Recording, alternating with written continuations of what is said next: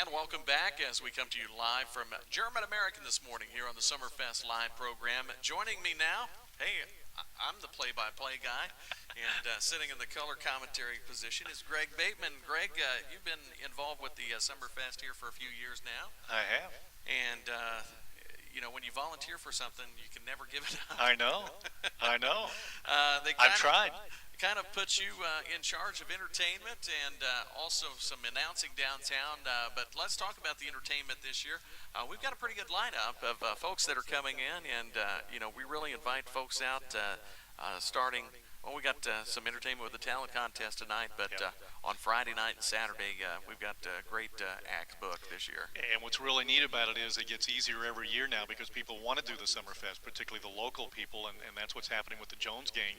On Friday night, they're a local group that will play some classic rock, some newer country, even some classic country, and they've been wanting to do it.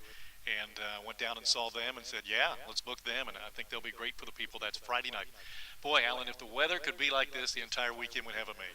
Well, don't look at the forecast. I know. But tonight's going to be great, though, right? Tonight we're supposed to be fine. It's tomorrow that's questionable, but every year it's questionable. It's we get through questionable every year. It's that time of year, and that's when things happen. But the Jones Gang, tell us a little bit about them, other than they're related to just about everybody in town.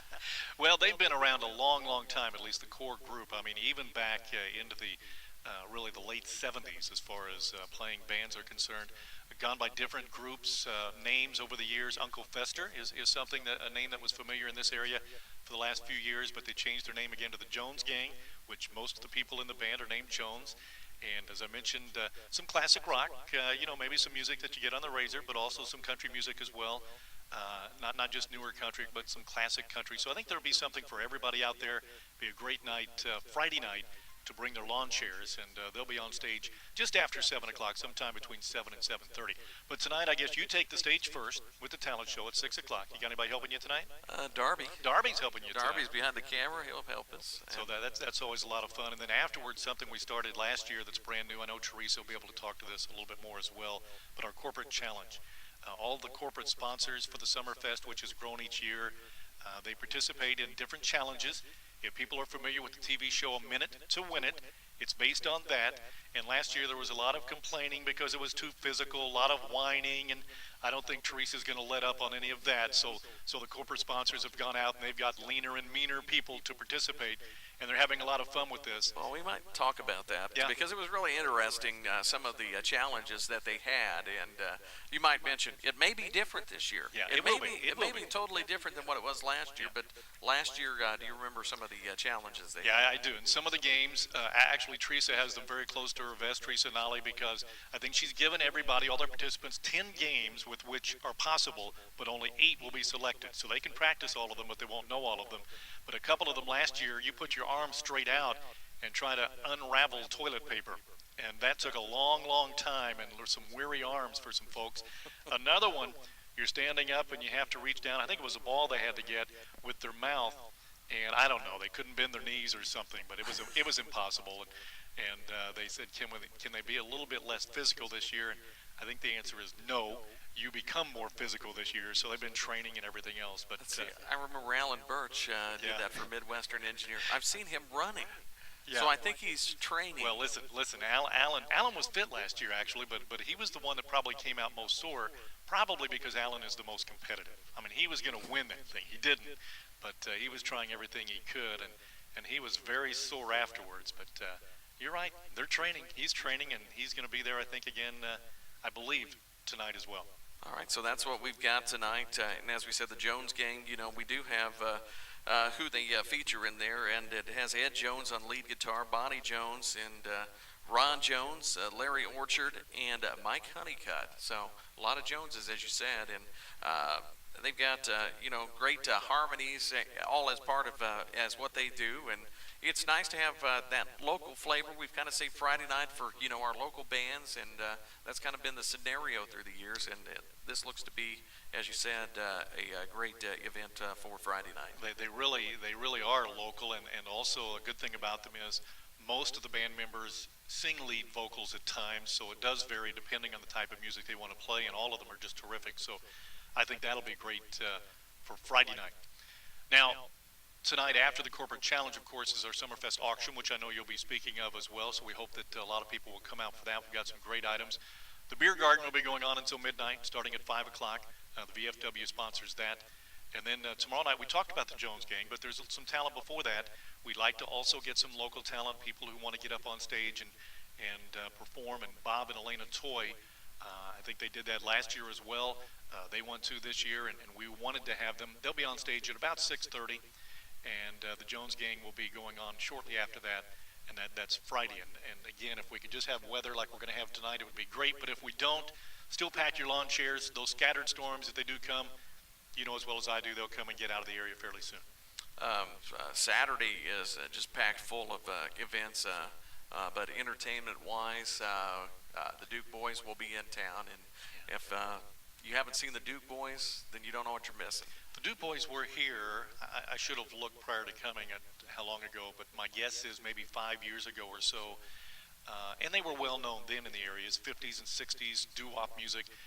Very good presentation on stage. They're very comical, but they've played Casino Astor and all over the Midwest. They played Casino Astor several times.